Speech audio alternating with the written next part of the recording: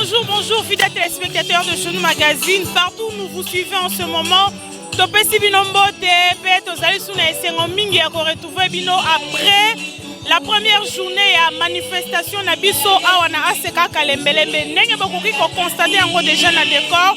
Tozali en direct de l'église Aseka Kalembelembe.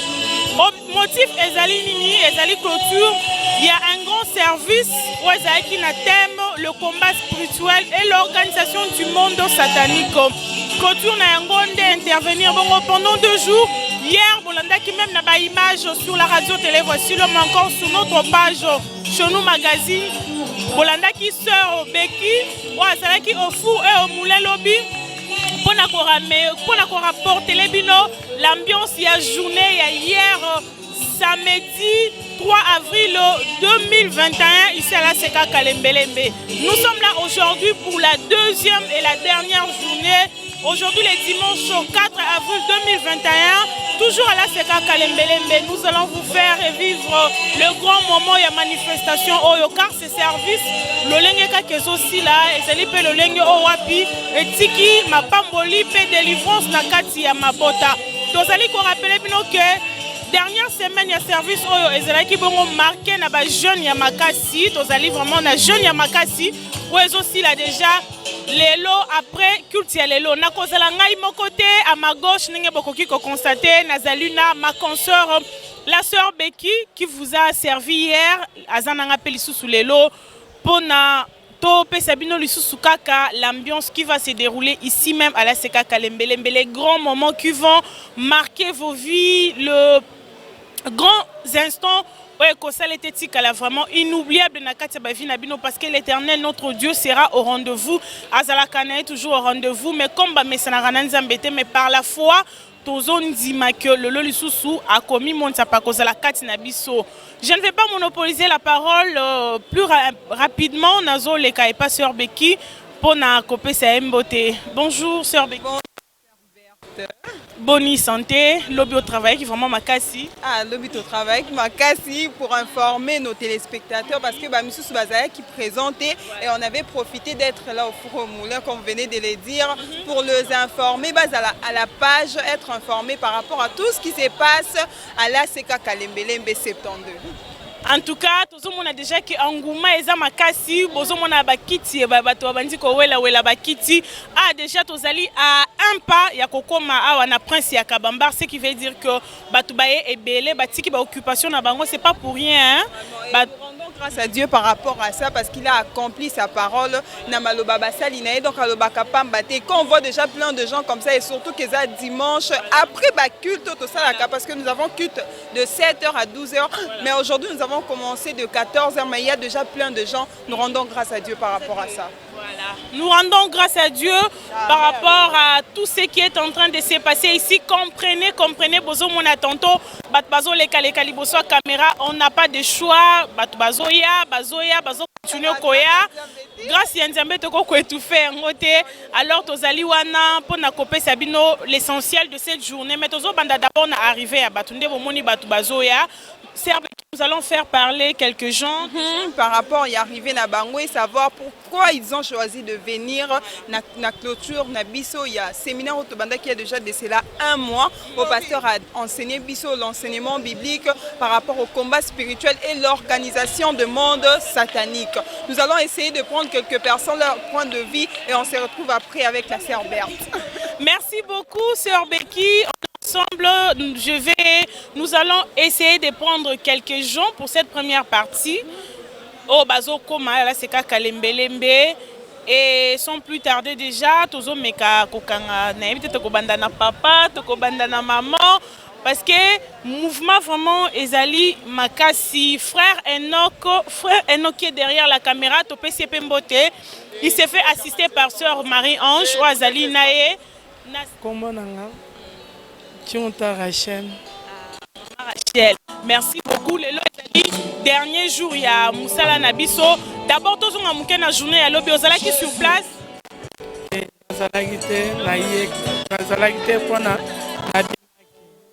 Matanga, merci Maman Rachel. Alors, mokolo ya lelo, lobi ozanga ki a cause ya matanga, mais ni ne motivo penza ke non lelo ozanga te. Ni ne motivo penza ke lelo ozanga te malgré ba empêchement. Lelo na yebaki ke ata na yaki te kasi lelo na yebi ke net eza journée ya soupe fallait na koma pona ke lelo nazwa oyo ya ngai nzamba piva bombeli ngai. Merci beaucoup Maman Rachel. Merci. Voilà, c'est Rivette. C'est Rivette. Mokola lobi pe ozalaki awa na couture ya service. Kazalaki. Elekanaki ndenge nini? Elekanaki bien. Soki pe par no elipamboli. Ah, nazwaki pa na nga lipamboli.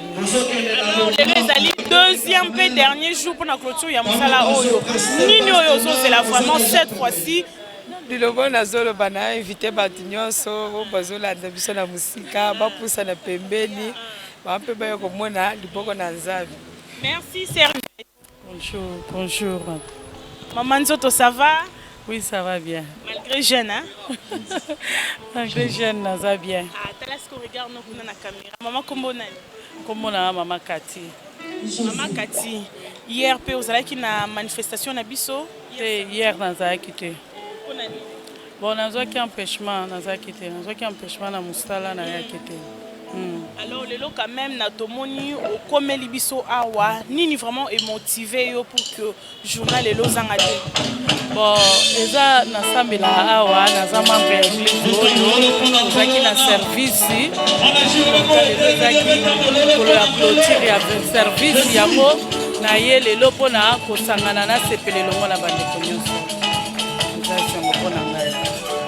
merci beaucoup, maman. Et te souhaitons déjà culte malin. Ok, merci. Merci beaucoup. Et nous continuons toujours avec les interviews. Ya bande konabiso bazoyaka awa. Bonjour maman. Bonjour. Comment on Comment on sert Nadine? Maman Nadine, santé ndengeni. Santé zabe na mulanga. Maman Nadine, lobby et équipe premier jour pour la couture en musala na biso zaki sur place. En tout cas, zaki pas kitoko makasi. Kitoko makasi, on peut pas m'entendre na oya zaki ya mingi. Donc, il y a un donc ma témoignage pézali même dans la édition et les cas de manifestation. Oui, ma témoignage est belé parce que Zambé sont là pour témoigner na oya osala. En tout cas, témoignage est belé au Zambé alors on a journal et là aux mis la vraiment nani. En tout cas, donc nous là Zamba ko balisusu ko sala makasi susu na journal donc etikala donc année ko ya to témoigner lisusu na wa ko sala journal. Merci maman. Culte malam. Merci beaucoup. Nous continuons toujours. Tozali ko continuer parce que nous sommes là vraiment pour vous. Nous sommes là pour vous faire vivre l'ambiance qui se déroule ici même à la Seka Kalembeyembe. Bien avant la montée, il y a pasteur François Moutombo pour appeler sa bisolité à Mokolelelo. Tozo Zona nous arrivé à Bafidèle. Bonjour maman. Bonjour Yaya. Comment nani? Comment maman Tété? Maman Tété. Mais qui est le biosaki maman Tété? Nazaraki. Alors les canaux qui ndengeni. Elaki kitoko makasi. Zamba mon samaki na bapa maloba oyo mosanza mbe abimisaki to profitaki sur le combat spirituel to profitaki penza to sepelaki makasi. Alors les lots ozo miseli sama vraiment nani na oze sama susu makama minene susu koleka na yeso kozwa susu bendition makasi ya clôture ya mokona lelo. Et voilà, ndeko zolanda biso tozali ko continuer toujours avec notre première partie à animation na biso bozomona décor ezali déjà placé ici à la Seka Kalembele mais to ko récapituler muke par rapport à réalité à lobby. Thème principal ya musala oyo ezali les combats spirituels et l'organisation du monde satanique. Ezali thème principal ya musala na biso mais to so ananu muke na papa avant de continuer. Bonjour papa. Bonjour ma fille. Bonjour. Comment nani? Papa Mathieu. Papa Mathieu mokola lobi pe osala ki na biso elongo. Nazali la samela a pa fa somuto. Elekana ki ndenge. Elekana ki malamu mingi. Toza délivré na combat spirituel oyo eleki awa. Alors lelo ozozela nini lisusu de la part ya Nzambe pe papa na biso? Na ye Nzambe akosala bikamwa mpona na semaine mobimba oyo bagene toleki nango bénédiction mpe Nzambe akopambola biso ya minene so tomoni mpe baouverture deja neti nga na batémoignage de ya minene mpo Nzambe asali deja mpo na ngai.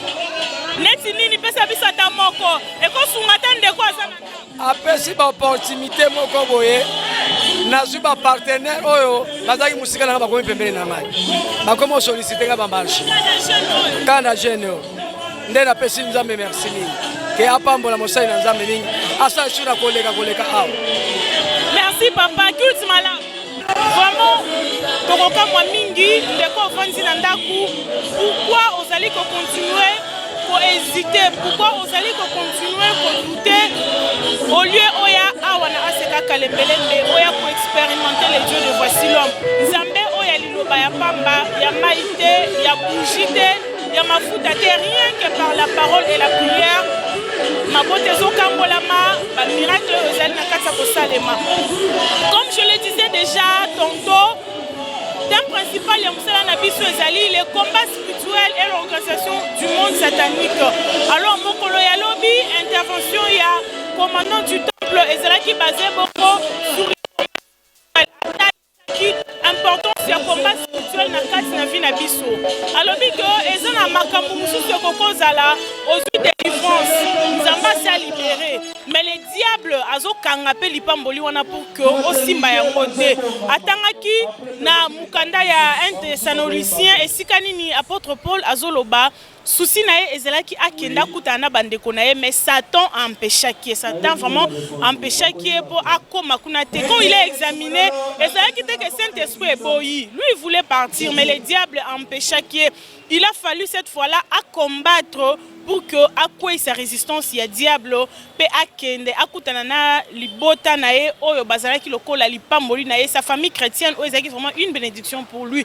C'est pourquoi le commandant du temple a insisté en disant le combat spirituel doit être quelque chose de permanent na ba vie na biso to bundaka chaque jour. 2021 ici même à la Seka Kalembelembe. Alors merci beaucoup sœur Becky.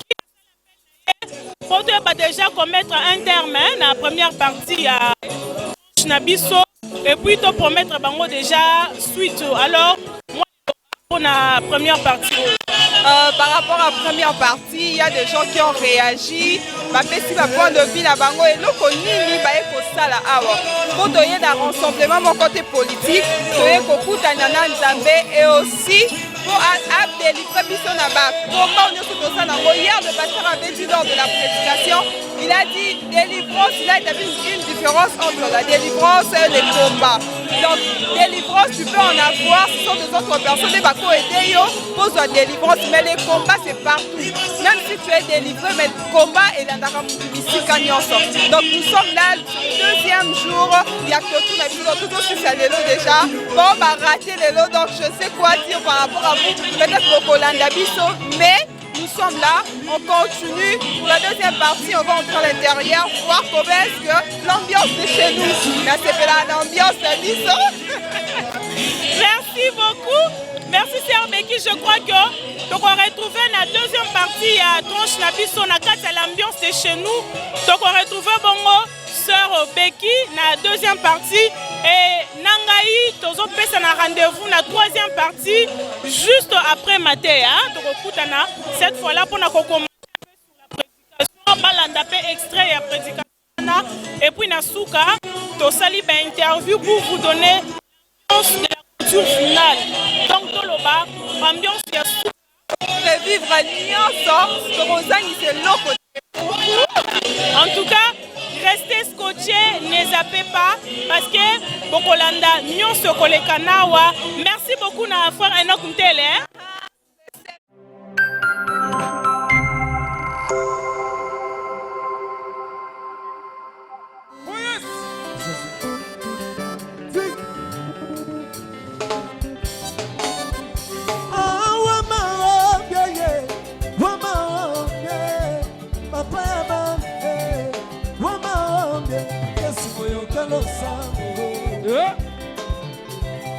Sipinzo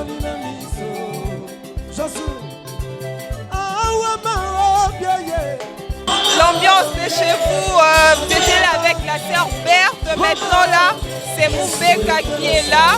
Vous parlez, voir comment est-ce que se déroule l'ambiance. Ndengenini, Naseka Kalembele, l'ambiance c'est les Kanaka. Et voilà, qui la sœur Berthe Sunga. Maintenant vous êtes avec moi et après, elle va revenir pour parler de ça. Là déjà, je ne vais pas trop parler. Je vais prendre quelques membres de l'église pour qu'on arrive vivre en image. Comment est-ce que là, c'est Kalembele, nous louons Dieu. Je vois déjà une maman tout près de moi. Bonsoir. Vous allez bien, ma chérie. En tout cas, moi, je peux expliquer ma présence. Et pas la mise à la langue makasi. En tout cas, tola la canae. La bénéficie na ebele. Na obika. Makamu ebele. Moi, je peux expliquer ma présence. Et puis, nous bozo mona kaka.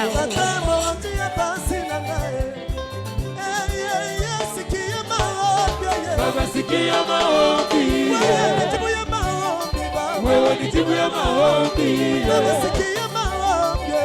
sikia maombi, betela chanson milolo milolo milolo, betela chanson milolo milolo milolo milolo, come on, chanson, come on.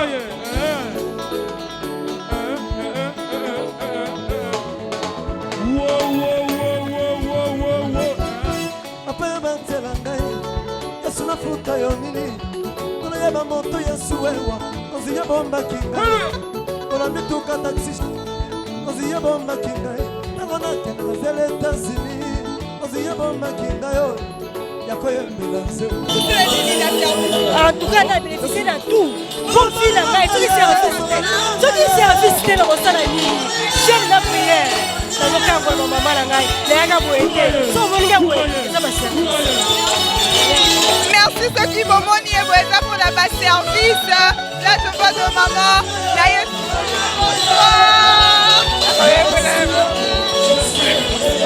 Bonsoir maman. La délivrance m'agace parce qu'on avait un problème au spirituel. Mais à travers la prière à sec, ça m'a sali la grâce.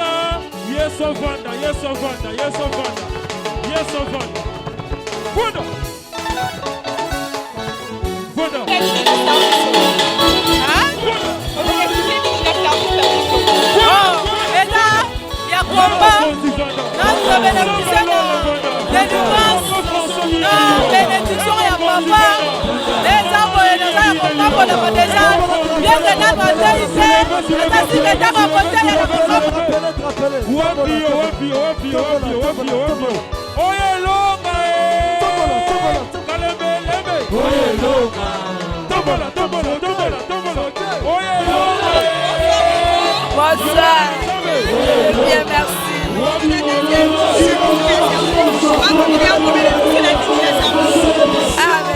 On a bénéficié de la délivrance en tout cas. On a bénéficié de la délivrance, ma casse, la service. On a reçu la casse. Merci beaucoup. La célébration.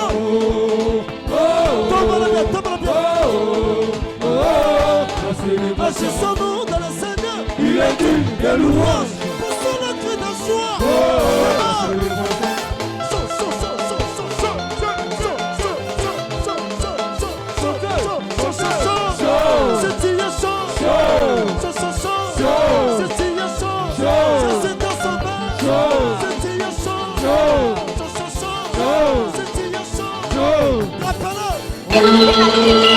Oh, na bénéficié ma minene, zamba voici l'homme à Umbela. Zamba voici l'homme à Bikis. Zamba voici l'homme à Bikis à moi, na maternité Boumou. Donc, là, on témoignage à minene. Donc, zamba voici l'homme. Donc, il a l'élève ma casse. Donc, c'est Pela Heming. On y va.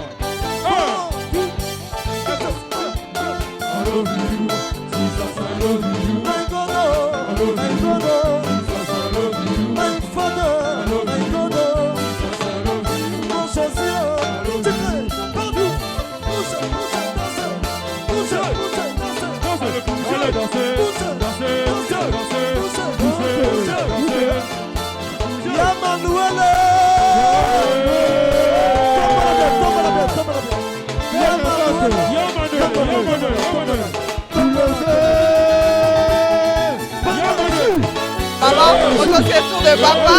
Bonsoir. Bonsoir. Qu'est-ce que vous avez bénéficié personnellement d'un service service bajuna boye senga fokozala kozala bajuna boye nazo senga la bandeko batikala bandako kozala la présence eleki nyonso kinaolanda na ndako baplace ya boye baplace moko boye tozoza makambo tozozanga na molimo lokola nde na ye boye na bénéficie makasi na basenema bande balili bandela ebatisinga connaissance na koyeba makambo na ntayo makasi epuis nakomi na barigele makasi ya kotambola ndenge organisation ya monde satanique ndenge ezosala biso na mokili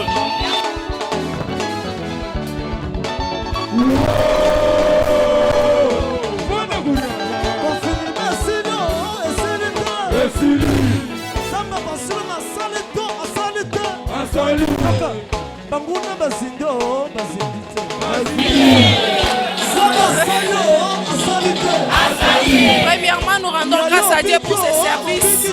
Et nous avons beaucoup bénéficié de la délivrance. On a combattu, nous sommes des vainqueurs aujourd'hui. Nous sommes là pour célébrer le Seigneur et on dit grand merci à notre pasteur, Papa François. Nous célébrons le Seigneur. Service, la bénéficié à ma casse vraiment. Nous avons le présenté. Nous avons le présenté, ma casse a sentiment dans la la bénéficié, mais les mamans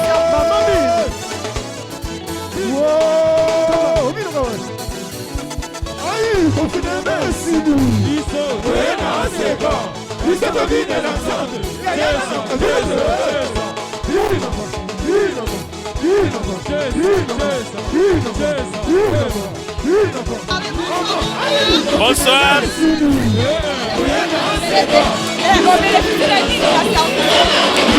Mais aujourd'hui c'est la finale. Nous devons remporter la coupe et nous l'avons déjà remportée. Et c'est la fin de notre service combat spirituel et l'organisation du monde des ténèbres. Vous voyez la joie est totale dans la salle, l'ambiance est au rendez-vous par rapport à ce que Dieu nous avait promis et nous sommes sûrs et certains que Dieu est au rendez-vous. Vous avez même les témoignages qu'on a pu parler, nous dire ici et nous sommes très contents, très joyeux.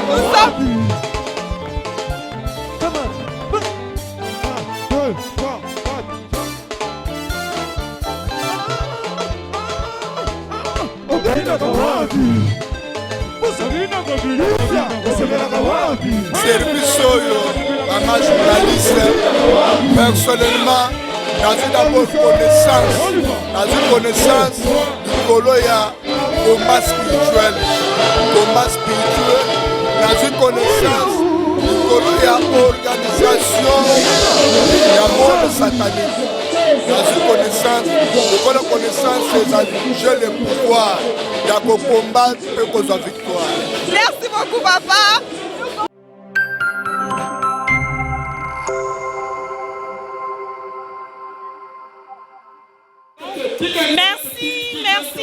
Merci.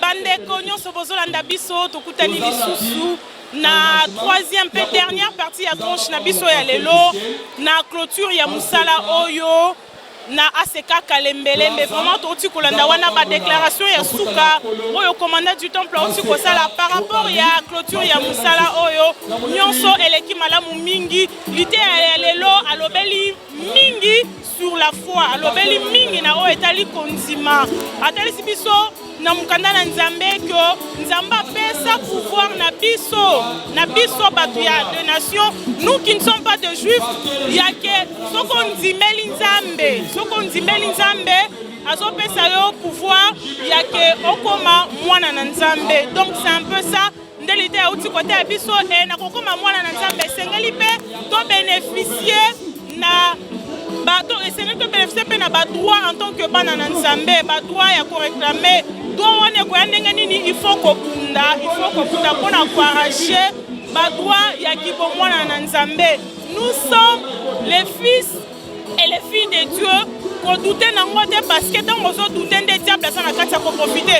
Alors ensemble avec la technique, nous allons d'abord extrait et enseignement au Eutikope Sama et le mona le commandant du temple pour na bino peut comprendre niveau vraiment dimension le ezalaki tolandi et puis tozongi juste après.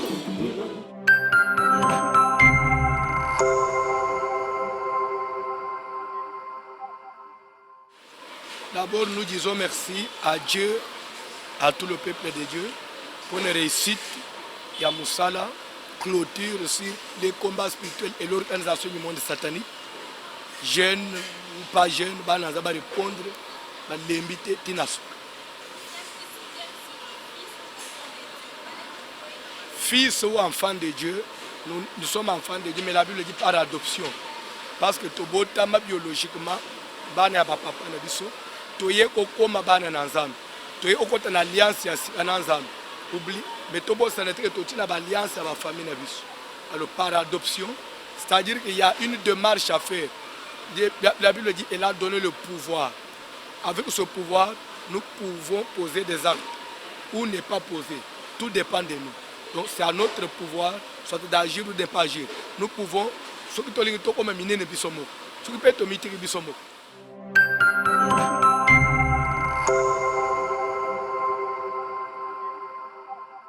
Merci beaucoup. On a tozong iti kolanda extrait ya enseignement oyo voici l'homme a oti kopesa. Cet enseignement pour nalelo et souki mais semaine auto bandi l'enseignement va continuer à kolobela sur différents rôles il y a armes spirituelles na différents rôles na bango. Vraiment nous sur l'équipe malam mingi alors toko bunda et l'on équipe mobimba frère Enoch sœur Becky frère Richard tomeka kozola bino lisusu ba participants na séminaire outikosi la lelo to susu ba impression na bango. Bonsoir maman. Bonsoir maman. Comment nani? Comme Sœur Bijou. Sœur Bijou, lelo dernier jour il y a service na biso pe clôture ya suka impression de zandengeni. Lelo tozalaki beni na Nzamba Vasilom apamboli biso tosambeli tolongi balwa famille tobimine longa. Na matin papa pesi nini ya moto ayo retenir. Ya moto yanga na retour na matin ezake non ba Bible pesi biso pouvoir ya kozala mwana na Nzambe. Donc biso tozaba na Nzambe tozape na makoki ya ko réclamer ba pouvoir na biso. Merci beaucoup maman Bijou. Moi liloba pour na kosukisa na bandeko oyo bazo hésiter nanu koya ko adhérer na vision et voici l'homme. Lilobeza kakeno ba oyo ba bandi bazolanda biso na radio bo pusana kana ba TV bo pusana ka boya ko vivre bikamo esala malakati na aseka kalembelembe ezaki cité ezamaite pour chuter mais Nzamba voici l'homme azosala ezomona la beto zo témoigner. Merci, bonne soirée. Merci, Tozali ko continuer. Na sœur Nabiso, sœur Joséphine, Yalobi, Azui déjà Eli Pamboli, pardon maman. Alors Tozo soit deuxième intervenante. Bonsoir maman. Bonsoir, bonsoir. Comment nani? Comment nanga sœur Mimi Bambi. Alors le clôture il y a service Nabiso pe dernier jour. Impressionnant dans l'ensemble les individus. En tout cas, nazana esengo ya koleka. Zamba zalaki au rendez-vous. Zamba mitali ici vraiment tozana kondima keno. O toaki koluka pendant service o Zamba kalembelemba pesi biswango. Tozana kondima keno, to suis déjà ya motuya vraiment. Zamba continuer ko pambola papa na biso. Zamba remplir ya lisusu. Afuluka. Pona keno li pamboli na ebo fuluki na ye yango ndeze sengo na biso. En tout cas naza heureuse tellement, je suis joyeux et sengo eza tellement ébélé. En tout cas nzamba pambola papa na biso. Alors lilo bana bandeko bazolanda biso o nan bazana ba doute pona koya ko adhérer na vision et voici boya boya Dieu existe. Tozana nzambe na kalembelembe. Nzamba za mobimba. Biso soki kalembelembe te metozate. Nzamba vasilo mapesi biso valeur. Lelo pe tokomi na miso abatu vraiment bandeko nanga boya bolongola ba doute, bolongola ba excitation ebele boya nzamba za na kalembelembe. Merci nzamba za na kalembelembe. Yondo kozolanda biso tika tembe tika kodute bandeko bango bazo témoigner na habité pourquoi kotika na kati ya badoute. Bonsoir maman. Bonsoir. Comment nani? Comment ngai Maman Kati Nzale. Maman Kati, lelo clôture il y a service sur le combat spirituel et l'organisation du monde satanique dans l'ensemble impressionnant. En tout cas na sepeli makasi ya makasi koleka po tangu papa zoloba abandaki likambo yo ayebaki le pourquoi pona minute oyo ya minene ya kokamo ya koyeba ke biso lelo tokoma bana nzambe o ke toko déclarer loko moko na kombo nzambe pe salami likambo esalama te donc lelo eza esengo makasi ngape na zui décision ya kobanda ko réclamer loko moko o eza ya part na ngai en tout cas nzambe apambola mosali na. Merci maman. Merci beaucoup. Alors nous allons continuer là, nous allons prendre un serviteur de Dieu, Papa Nabiso, Papa Ruben, à qui on dit bonsoir. Bonsoir maman, bonsoir à tous. Les combats spirituels, l'organisation du monde satanique, l'élo, Papa Lobeli sur la foi. En tant que serviteur de Dieu, ni ne quoi partager na libota nzambe. On a quoi partager na libota nzambe. Oh vraiment motuya to retenir l'élo et pas ya papa. Parmi ba armes au wapi atali sibiso, la foi est une grande arme très puissante na bana nzambe. La foi ne peut pas manquer na mwana nzambe. Si tu as la foi, en tout cas tu peux tout et tu peux vaincre aussi le diable. Donc bana nzambe il faut avoir la foi. Dans le moment où il faut avoir la foi en Dieu, en Jésus-Christ. C'est une grande arme puissante. À tous en étanin, à tous en sida, à tous les kambweza liwa. La foi peut ressusciter celui qui est mort. Merci beaucoup, Papa Ribin. Alors, fidèles téléspectateurs, il y a un grand témoignage où il est qui l'élo, na culte ya l'élo à la seka kalembelembe. Avant tout, maman Ouazala qui concernait le témoignage Joana na mwana na ye. Tolanda d'abord ensemble avec la réalisation témoignage où il y a ça qui en plein culte et puis Tozongu juste après.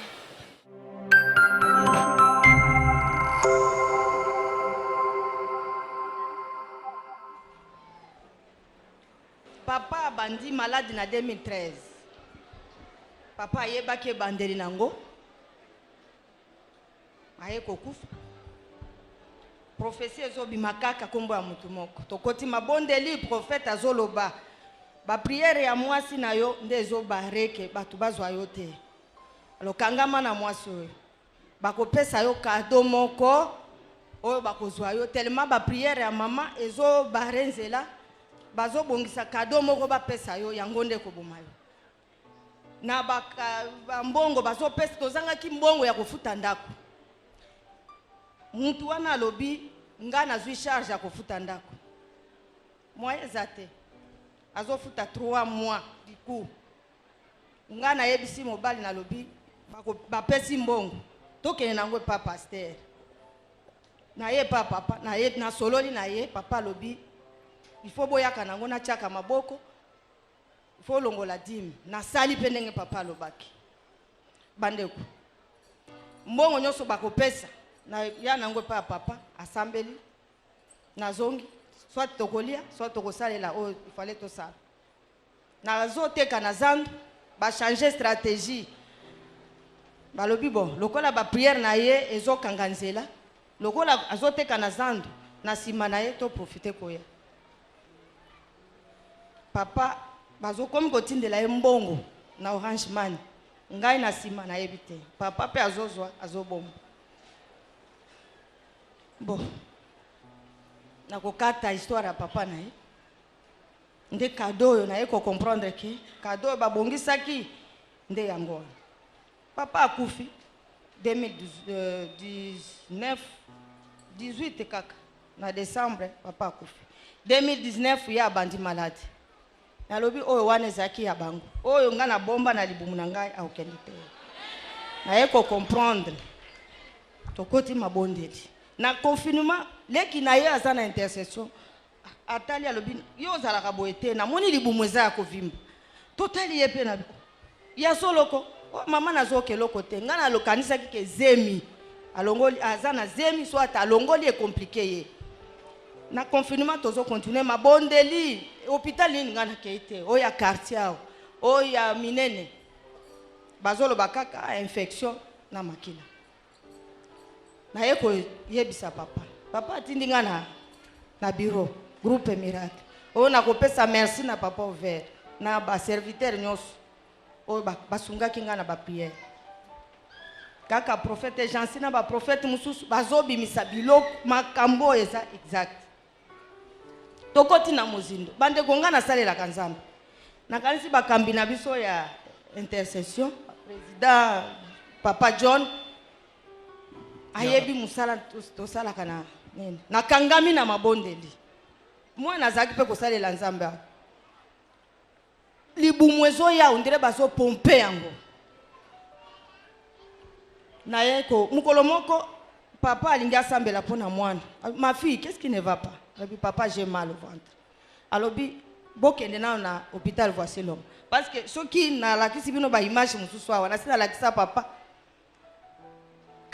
partout ezalaki ya kovimba mabele nyonso evimbaki donc cancer ebebisi nzoto mobimba papa alobi bokende nao na hôpital voici l'homme abengi papa John talaka ya mama oyo toke na hôpital voici l'homme baretenir biso balobi tobandela baexamen malgré tosali baexamen na bahôpital mosusu baretenir biso asali tobandeli baexamen nyonso baresultat baza kopesa yango papa eye kosala ke docteur wela abengi nga na bureau na ye alobi mama baexamen tosengaki nyonso tosali tozomona kaka bainfection na makila ya makasi baantibiotique azwa ezosimba te asengi examen ya biopsie ebimisi ke aza na cancer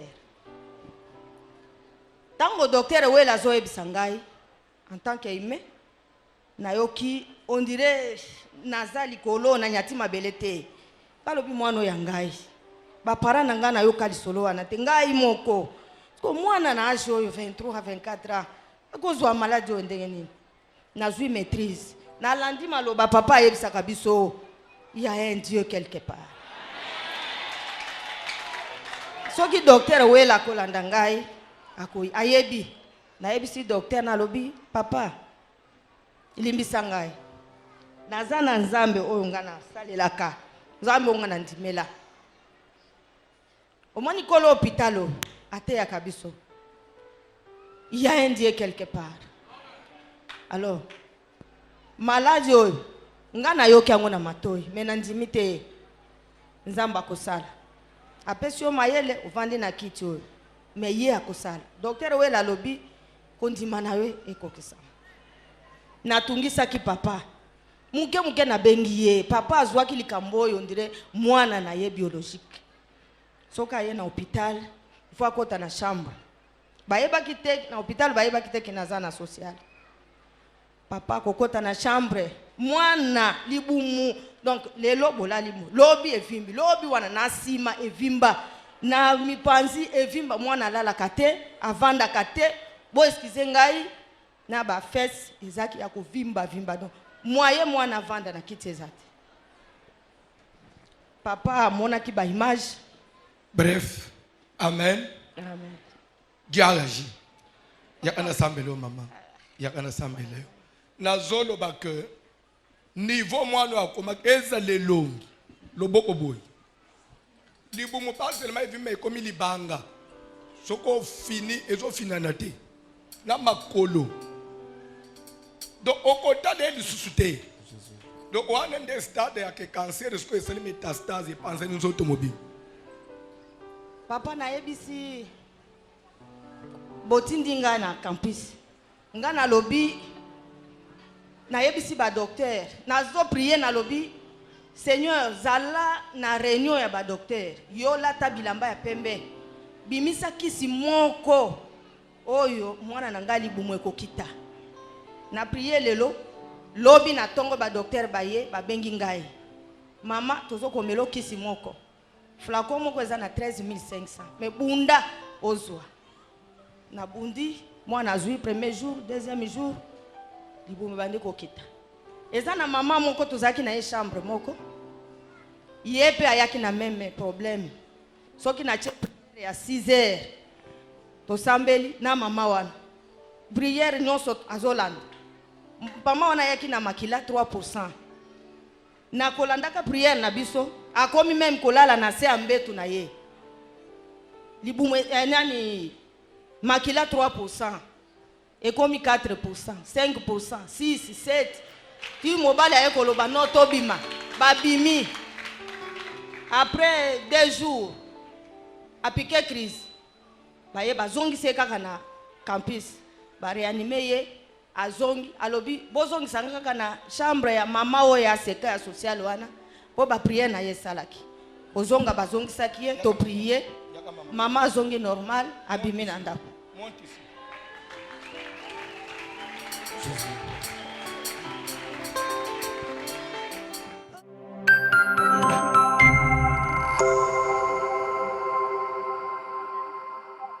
Merci beaucoup. Wana ezalaki bongo témoignage autoti kolanda en pleine culte une façon ya ko relier ba fête l'acception que la maman là au boti kolanda témoigner c'est cette maman qui est à ma gauche à qui je dis bonsoir. Bonsoir maman. Bonsoir.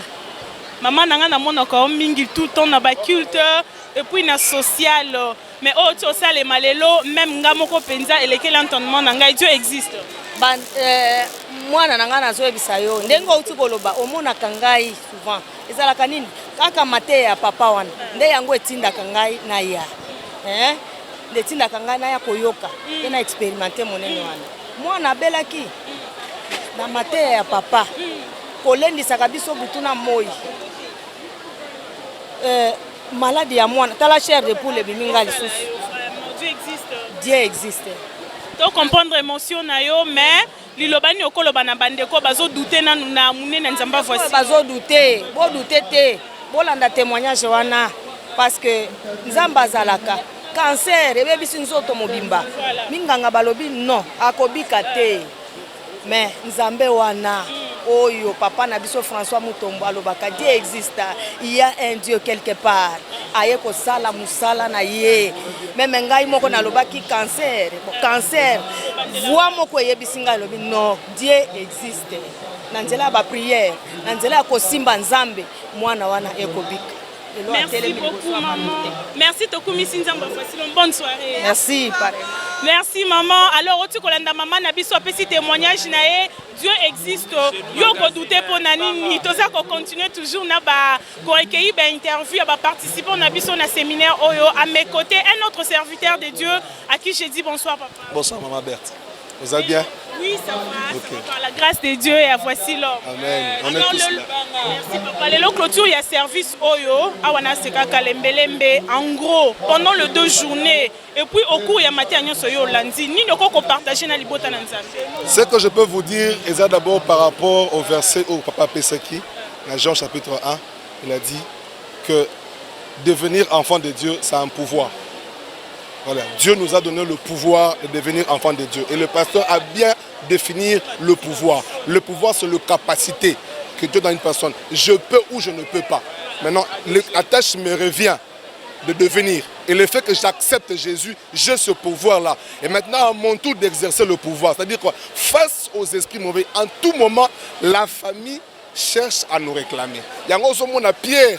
En étant serviteur de Dieu, quelque part le diable a été le pour dire quoi? À tout moment, à tout moment qu'il est avec Dieu, mais il y a aussi des réclamations. Il y a une autre voie en retour. Maintenant, il faut lui montrer que non, je me donne le pouvoir. Le pouvoir, c'est quoi? C'est le deuxième voie que Dieu m'a donné. Que non, je suis devenu enfant de Dieu. Avec ce pouvoir-là, je vous dirais, et c'est Bozali, rejoignez-nous. Parce que Kalembelembe, séminaire réseau continue. Ce n'est pas dit que Sili. Pasteur François a dit que non, c'est même Tobanao. Après, c'est sur le sort des armes à combattre. Et leur rôle. Papa, et c'est pour ça que je te demande de venir. Tu ne seras pas déçu. Merci, bonne soirée. Merci beaucoup. C'est ça l'ambiance de chez nous. Vraiment l'ambiance de chez nous. Ici à la Seka Kalembelembe. Tosepeli mingi nabino bandeko bolandi biso leur sœur Becky na mukuse déjà na zozo ça malobe pa na yo un mot de la fin par rapport au déroulement de ces 2 journées lobby hier na lelo dimanche nini okoloba na bana na Nzambe? Bon, c'est une réussite totale. Dieu a fait grâce to longi et aussi baye tellement ébélé tozangi na bisika kocha batu. Nous rendons grâce à Dieu par rapport à ça et aussi Nzambazaka na Kalembelembe, la sœur Berthe. Pourquoi? Parce que ce qu'il a dit réellement, il a exaucé et to palpé en haut. Moule ningisi mais moule betite. Lelo kuna kanise na kumatili kono bi nzambe na moule komi ko sa net ko kita. Mais Dieu a fait grâce, c'est une réussite et nous vous invitons vous, toi qui es en train de nous suivre au IAP, ko palper grâce oyo et zakana seka Kalembelembe parce qu'il y a une grâce et comme le dit notre pasteur, Dieu existe, réellement Dieu existe. Allah seka Kalembelembe 72. Merci beaucoup. Dieu existe. Tokosuk sende na malobana kolobete Nzambe azalakana seka Kalembelembe numéro 72 na commune à Kinshasa.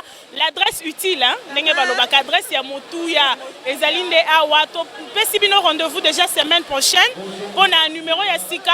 Topesi merci à l'équipe technique nous sur accompagné biso lelo Léon Bilili, frère Patrick Kabamba, frère Enoch Ntele, frère Richard Ndaya, CP, frère Richard Ndaya, ma consoeur Becky, Tobosani peut-être sœur Marie-Ange, Oazaki pe na simaya technique ou assister frère Enoch. Un grand merci à vous. Bobo Sénaté commis abonné surtout à la chaîne sur YouTube, chez nous magazine, télévision. Le programme sur la RTVH c'est tout le mardi à 19h. Le jeudi à minuit, le vendredi à 7h. Donc, Topesi Bino, rendez-vous déjà semaine prochaine. Entre-temps, portez-vous bien. Au revoir. Au revoir. L'ambiance est chez nous.